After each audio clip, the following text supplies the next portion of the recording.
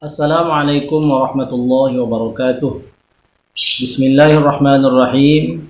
Alhamdulillahi rabbil alamin. Wassalatu wassalamu ala rasulillah wa ala alihi wa sahbihi wa mawala.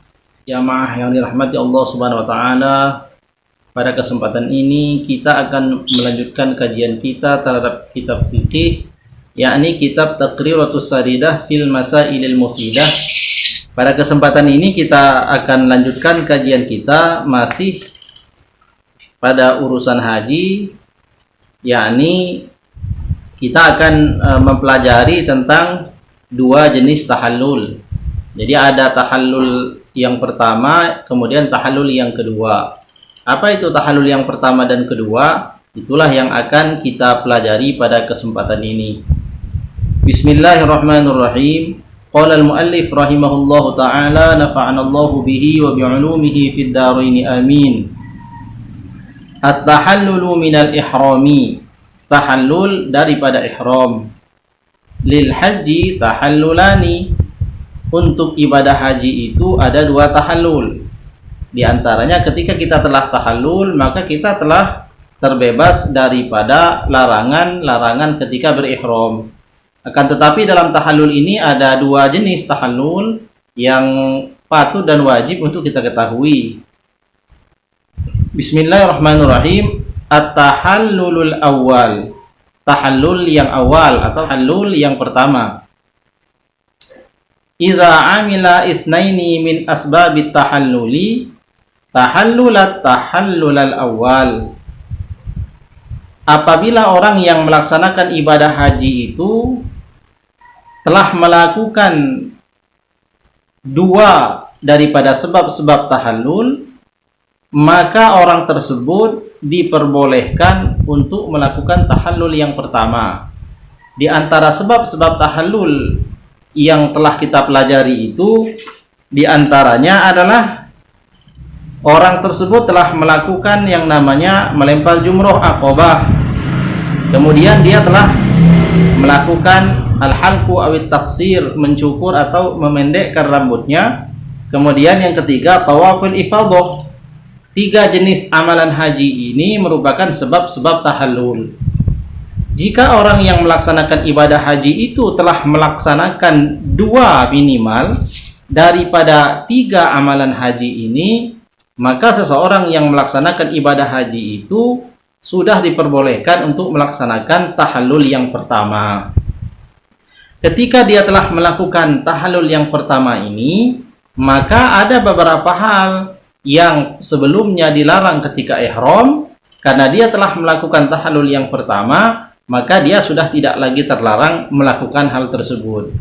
Apa saja yang diperbolehkan dilakukan oleh jamaah haji yang telah selesai melaksanakan tahallul yang pertama, kita akan simak keterangannya. Fayajuzu lahu, maka diperbolehkan baginya, yakni orang yang telah melaksanakan tahallul yang pertama, ayyubashira jami'a ma kana haraman ma'ada ma yakhtassu bin nisa, maka telah diperbolehkan orang tersebut melakukan perkara-perkara yang sebelumnya diharamkan, kecuali perkara-perkara yang menyangkut dengan wanita, artinya urusan-urusan yang berkaitan urusannya dengan perempuan.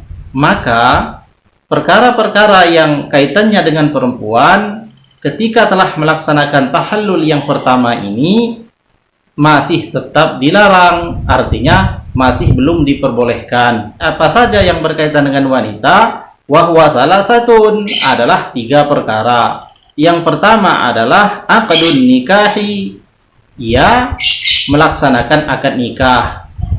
Ketika orang telah melaksanakan tahallul yang pertama, maka larangan yang lain gugur. Dia sudah boleh melakukan sesuatu. Di antaranya memakai pakaian berjahit, kemudian memakai penutup kepala, kemudian memakai wangi-wangian yang tadinya dilarang. Setelah tahallul yang pertama menjadi boleh. Yang tetap masih dalam larangan adalah hal yang berkaitan dengan perempuan. Apa saja itu? Ada tiga. Yang pertama adalah akad nikah. Jadi setelah orang tahallul pertama, masih belum boleh melaksanakan akad nikah. Yang kedua adalah wal mubasyaratu. Mubasyarah artinya bersentuhan dengan perempuan. Wal jima'u, kemudian yang ketiga adalah jima'. Nah, tiga perkara ini disebut perkara yang berkhusus kaitannya dengan perempuan. Setelah tahallul pertama, meskipun yang lain sudah boleh, tetapi khusus untuk yang tiga jenis ini, yakni yang berkaitan dengan perempuan, masih tetap dilarang dan belum diperbolehkan untuk dilakukan oleh orang yang telah melaksanakan tahallul yang pertama. Nah, hadirin yang dirahmati Allah SWT, inilah tahallul yang pertama. Kemudian selanjutnya at-tahallulus tsani, tahallul yang kedua. Wa yahsulu idza amila as-sabab ats-tsalits. Tahallul yang kedua adalah tahallul yang dilakukan apabila telah melaksanakan perkara-perkara yang menjadi sebab tahallul yang ketiga, yakni di antara tiga daripada sebab-sebab tahallul sudah dilaksanakan semua.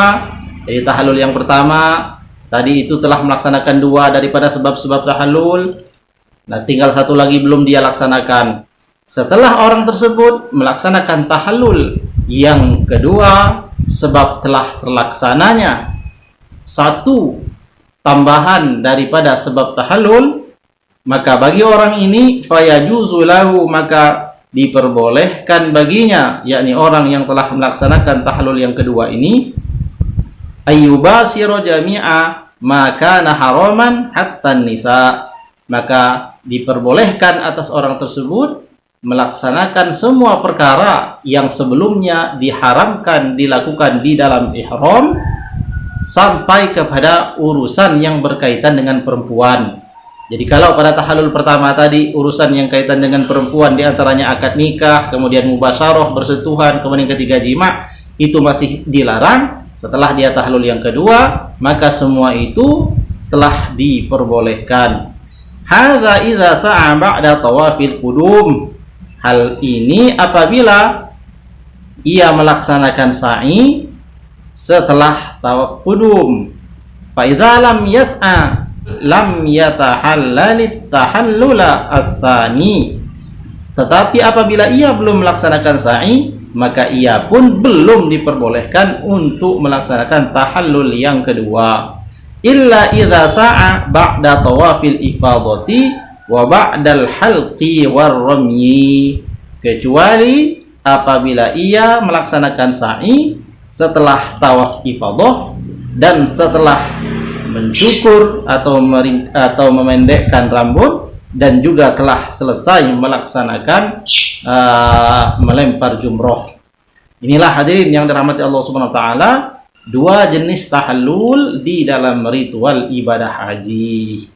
Perkara-perkara yang menyangkut dengan manasik haji ini telah kita pelajari sampai pada jenis-jenis tahallul, dan akan lebih jelas lagi apabila kita melaksanakan manasik haji, melaksanakan latihan di dalam manasik haji. Tetapi teorinya telah kita pelajari. Semoga semua ini bermanfaat dan telah memberikan gambaran kepada kita tentang jenis-jenis amalan-amalan haji. Wisannu tartibu bainahunna ala hurufi ronhat, dan disunnahkan melakukan amalan-amalan haji itu dengan tertib, sunnah melaksanakannya dengan tertib. Di antara yang dilaksanakan sunnah, di antara yang sunnah dilakukan dengan tertib menurut urut-urutan atau menurut urut-urutan daripada huruf ronhat.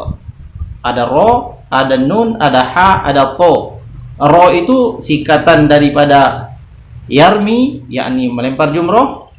Kemudian nun itu singkatan daripada nahar, ya. Kemudian ha itu singkatan daripada yahliq. Kemudian yatuf atau tawaf.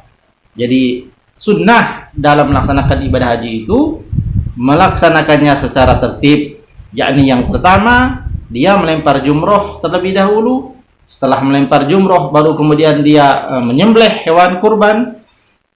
Kemudian selanjutnya baru dia lanjutkan dengan memotong atau mencukur rambutnya. Kemudian ia melaksanakan yang namanya tawaf.